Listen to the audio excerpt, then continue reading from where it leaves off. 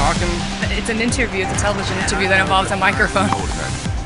A roofing contractor getting heated with our own Christina Vasquez, probably because it just so happens he was arrested. Hey, you thought the roofing scams were bad where you live? Get ready to be shocked by the roofing scams that are happening down in Florida. Two contractor brothers charged with fraud after they're accused of taking money and not finishing jobs. Where I live in Colorado, roofing scams happen every single year, and they end up costing homeowners hundreds of thousands of dollars and sometimes even millions of dollars. But roofing scams happen all over the country, and Florida, since it's one of the hardest hit areas for natural catastrophes and things like that, it's subject to a lot of roofing scams. And in fact, Florida has 10% of all of the insurance claims in the country, but 76% of all insurance-related lawsuits. And in this video, I've actually invited a roofer from Florida to join me,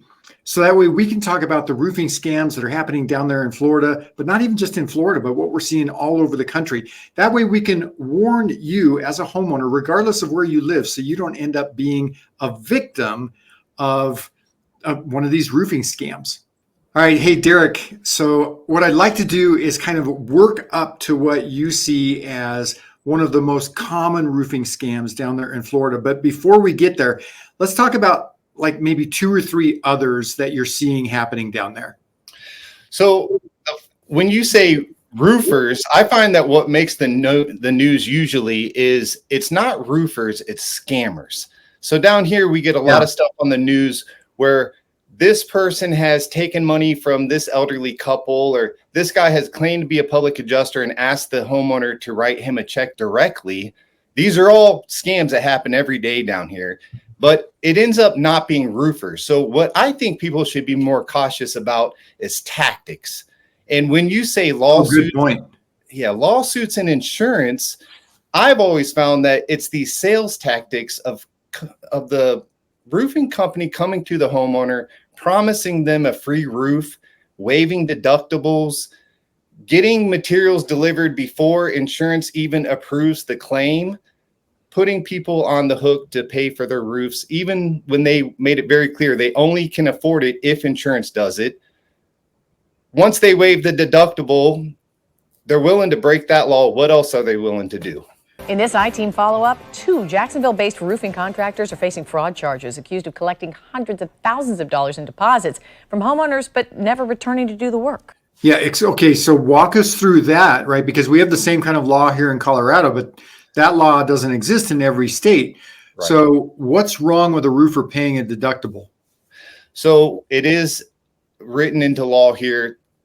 Basically, it kind of starts the whole process where if a roofer is going to waive your deductible, he's committing a major crime. So in my opinion, if they're willing to do that, then they're willing to do anything, including take advantage of you. So I got a couple stories I can kind of break it down. Yeah. One of the biggest tactics I've seen is, let's just rewind a little bit before we get to deductibles, is whenever a roofer tears apart your roof, they have sight unseen wood damage.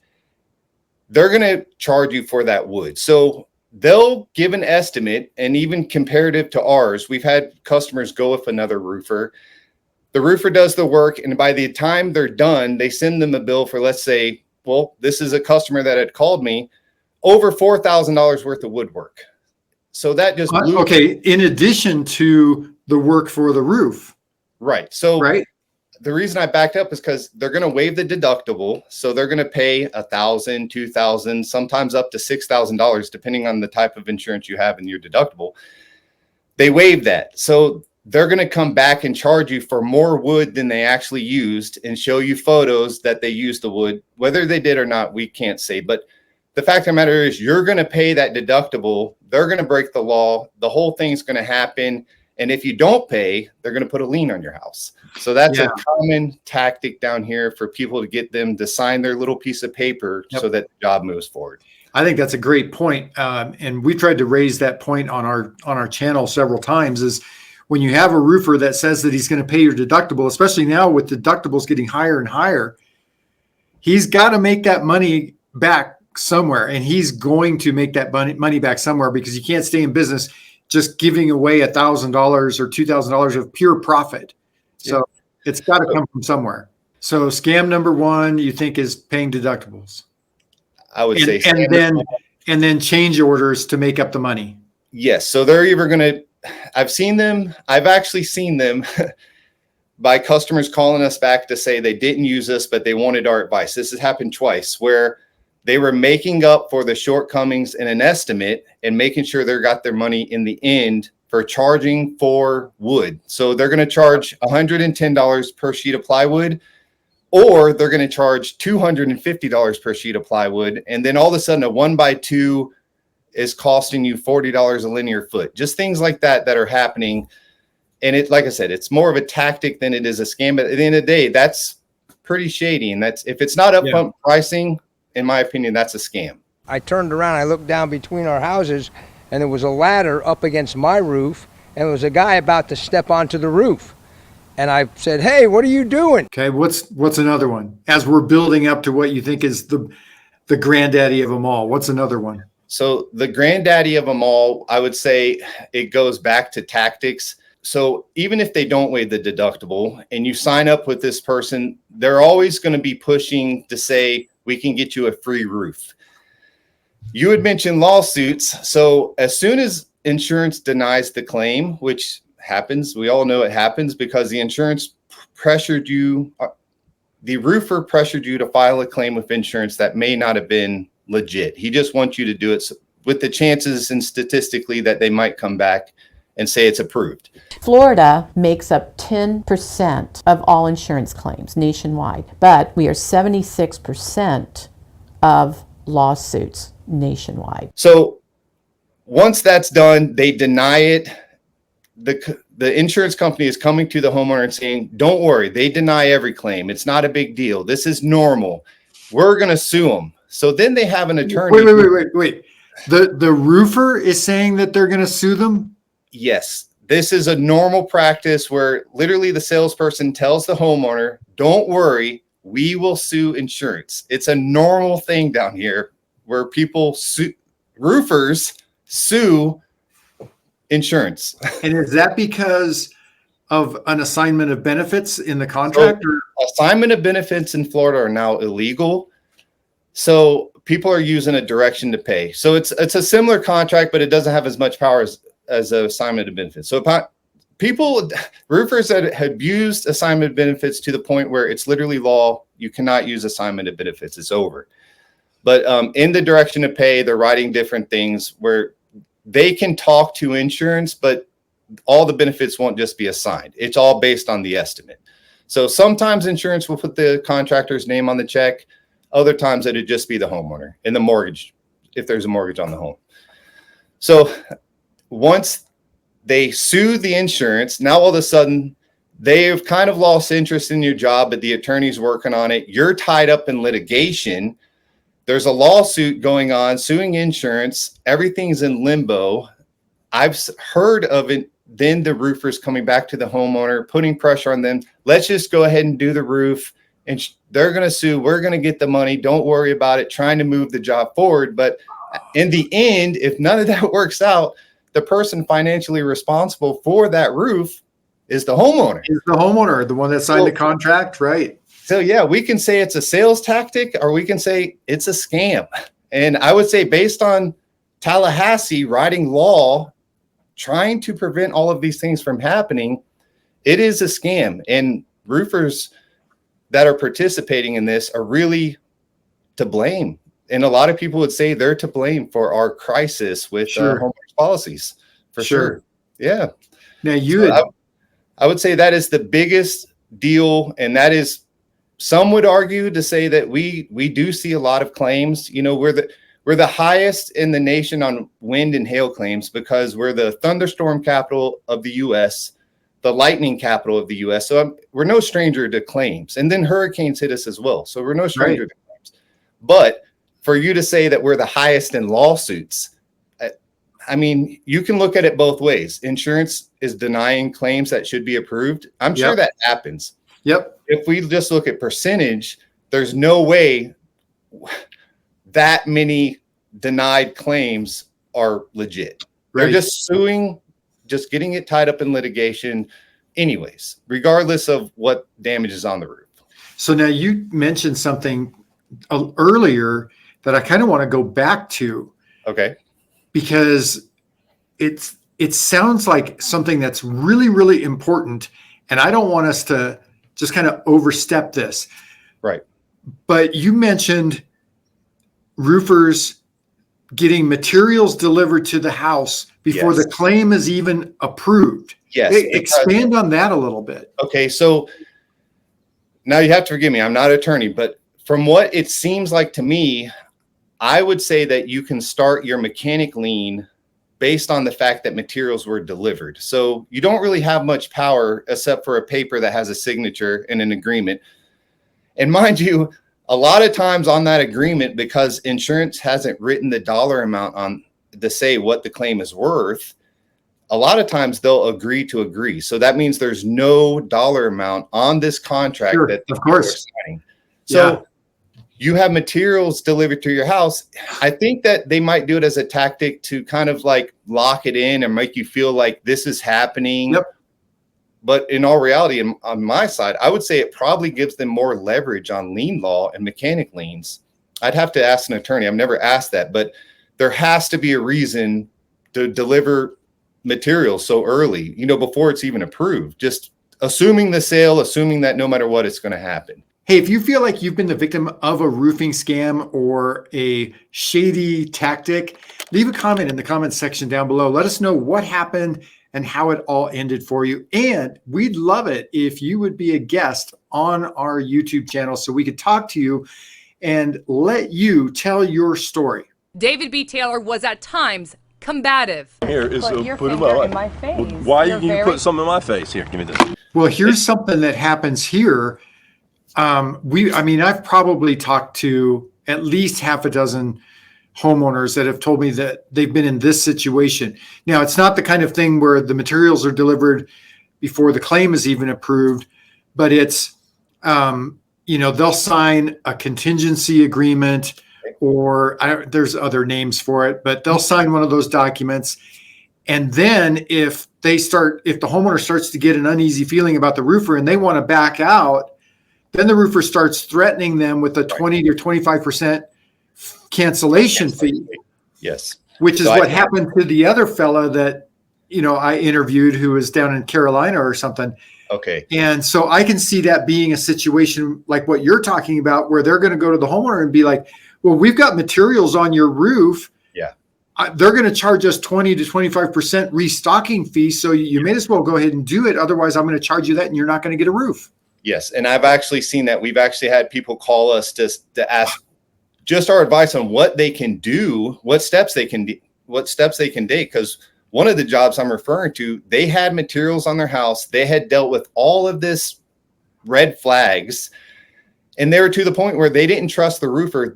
No matter what, even if insurance approved it at this point, after all the work, and really, I would say they probably did a lot of work to get it to that point. But after all that work, they didn't want them to do the roof. Yep. These guys they literally ruined it for themselves by just doing so many things. Gosh, people didn't want anything to do with them. You're blowing my mind just with these stories, right? I mean, it's in the introduction. I said, you're going to be shocked at the stories that you're hearing coming out of Florida, but I just had no idea that it was the at this shocking kind of level. part is the magnitude. It is completely out of control. When all of this started to hit legislative and they were having secret sessions, writing law, they kept the press out of it. They wanted to get everything settled before it even went public. So when that was going on, they did do a press release and said that one contractor had 900 lawsuits in Tallahassee under one attorney. How So is the he pair of still a licensed 900. contractor? Yes, 900 lawsuits. So you can't tell me that all of those are legitimate lawsuits. Wow. You can't. Yeah, I'm sure some of them were, but there's probably 899 that were not. So what are some of the kind of the under the radar consequences of roofers doing these kinds of things, right? Because it's going to have ripple effects to homeowners. So what has happened from what I understand, and I don't have names and dates, But from what I understand, Tallahassee fighting back is they're going after them acting as public adjusters. So they actually changed the law also that roofers can't act like public adjusters. Yeah, right. There's public adjusters are in place for a reason, and they kind of wrote law last year that clearly states we're not to act like public adjusters. I think now they're pushing back on false claims, created damage. Like they're trying to go after, and they have, I think there's 12 arrests. But if you look at the magnitude, that's not many. But I want to say that it's been about 6 months ago, there was 12 arrests on contractors and salespeople on false claims and participating in all of this waiving of deductibles. You know, people put their faith in them. People trusted them to do what they said they were going to do. They didn't do it. Ultimately, the responsibility has to come down to the homeowner. I know nobody's not going to want to hear that because they're like, well, it's the roofer that's scamming, and that's true. I'm going to throw in just a caveat there. Like you alluded to earlier, not every roofer is a scammer. It's true. Not every roofer is unethical. Not every roofer is dishonest. I don't think it would be an exaggeration at all to say most roofers are honest. Most roofers are ethical. Most roofers are going to treat you right, but it's the bad apples, right? The bad actors that are doing this. But even though you've got these bad actors that are victimizing homeowners, the homeowner still is the one ultimately responsible and needs to I guess arm himself so he doesn't get taken advantage of. Right. Because in the long run, when this kind of thing happens, it causes your insurance rates to go up. Your deductibles are going to go up. Insurance companies are pulling out of Florida left and right.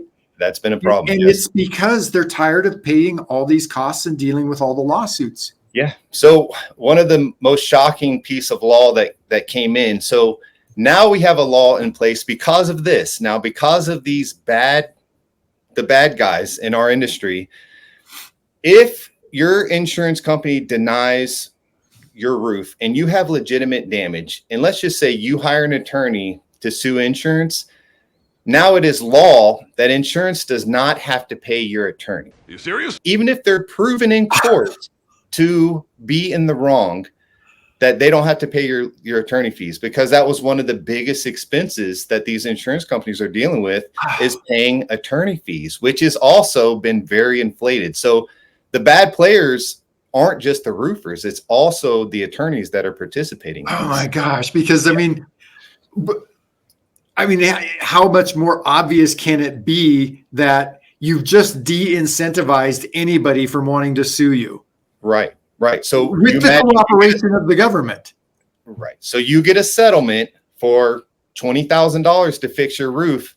You have to pay your attorney, because that's not somebody you don't want to pay. You have to pay your attorney, then you can do your roof with what's left. So it takes a big chunk of your payment and your settlement. So if you are right or wrong, you're paying that attorney. And people are still suing insurance. These tactics didn't, from what I've seen, it's not really swaying the pitch from the salespeople to say, don't worry, if they deny it, we'll sue them. They're saying it at the door. The door knockers are saying that to the homeowner. That these guys are canvassers are saying it. So that is before the salesperson gets a hold of them. They're being told by a canvasser, don't worry, we'll get your roof approved, even if we have to sue them. Is it the roofer? Is it the contractor acting on behalf of the homeowner filing this lawsuit? Or is it the contractor filing the lawsuit? No, I don't know all the details because I don't participate in this. All I hear about is the horror stories, and I hear about the press releases. And from the two, what I understand that's going on, and it's been in a lot of places, so it's not just hearsay. I feel like I got a good grasp on how this all works. It's coming from the homeowner, the roofer hiring the attorney, and then probably what I would say probably happens, the attorney reaches out to the homeowner to say, I'm going to represent you, and maybe sign here. I'm not real sure how they legally represent them. I'm sure there is a conversation. I'm sure someone has to sign something but I don't know that part. I've I'm never just, been a part I'm of just that. imagining that cost to pay the attorney somehow is going to end up on the homeowner and not the contractor. Oh, That's for just sure. what I'm seeing. For sure. Because I would say that if everything is exhausted at some point, there is a timer that the lawyer is keeping. He knows the hours he spent on your case. Yeah, Somebody's of going to course. pay him. Yeah, of course. Even down to the phone call to tell you that he's going to represent you. That's a chargeable That's time. right. That's right. And insurance is no longer paying that bill. They're done. Okay. Yeah. Okay. So just in summary, now that you've scared the bejeebers out of all of us, and why people are moving to Florida in droves, I don't know. Well, But actually, lately there's been an influx of people leaving. Yeah. So what can a homeowner do to prevent himself from becoming a victim of, you'll call it a shady tactic. I'm going to call it a scam, Okay. right? What can a homeowner do to prevent himself from becoming a victim? I would say always vet the contractor, vet the company, read the reviews. We all know there's bad reviews, and you can tell by the way that the person words their attack on what's going on.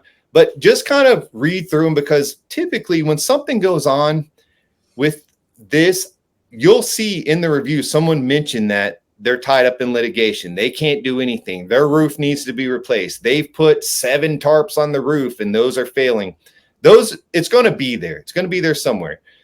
Better Business Bureau isn't always the best source, but it's a source. You can get some good paragraphs if you read the descriptions of the complaints. Just basically understanding what the people are telling you. And remember, if it sounds too good to be true, a free roof, it probably is. And if they're right out of the gate, before they even look at your roof, they're telling you they'll get you an approved claim. Yeah. How would they know that? I mean, it's just, of course, you're talking to salespeople, you're talking to canvassers. So when these people are just pushing, talk, that's usually should be your red flag to say, slow down. The roofing job that got him in trouble when it came to that stop work order, the attorney representing the church told me over the phone today, they had so many problems with Taylor Contracting and Roofing's workmanship, they had to hire another company to fix it and finish the job. File your own claim. That's another thing. As soon as a roofer talks about filing a claim, there's been news reports of roofers being busted, salespeople calling in an insurance claim and telling the insurance company that they're the homeowner. So file your own claim. Claim for legitimate storms. Yes. Not just because it's time to get a new roof. Let me see if insurance is going to pay for it. That's the biggest mistake homeowners make. Nobody wants to buy a roof. Right. But that's not a reason for us to just try to do whatever we can to get insurance to buy that roof. I had somebody leave a comment on one of my videos recently, a roofer, obviously. It was actually the video that I put out a few months ago telling people, don't stop filing claims because you're shooting yourself in the foot. Yeah. And a roofer left a comment on there, said that he could get roof spot even if there's just like 2 or 3 damaged shingles on the whole roof, because that compromises the integrity of the roof. They got to replace it. Are you serious? And that's another thing. If you have 2 damaged shingles on your roof and the roofer is telling you you need a new roof, just slow your roll, call another contractor, get their opinion, call someone that on the first call will tell you, hey, do you do repairs? And that contractor says, yes, we do repairs. That's a good point. Talk to them, because if you have 2 damaged shingles, you may not need a new roof. There may not be a reason for you to put that pressure on insurance to give you a new roof. Yeah. I've had people ask me to help them get a claim. Literally, homeowners tell me to help them get a claim on a 7-year-old roof. If all of us would just behave, the world would be a better place for sure. Yeah, exactly right. And please, homeowners, don't file a claim because you've got 2 or 3 or 12 damaged shingles on your roof. Stop filing claims. Right. Yeah. Okay. Right. What kind of last words of wisdom do you have? Like one golden nugget, one sentence word of wisdom. Yeah. So if you can just remember that if you file a false claim, it's a felony. So if you're roofer is going to help you do these things, you guys are felons. And there's a good chance your face will be on the news. If we can just all remember that we don't want our face on the news, I think we will all be doing much better in our insurance crisis and dealing with scams and not being the victim of scams. That's awesome.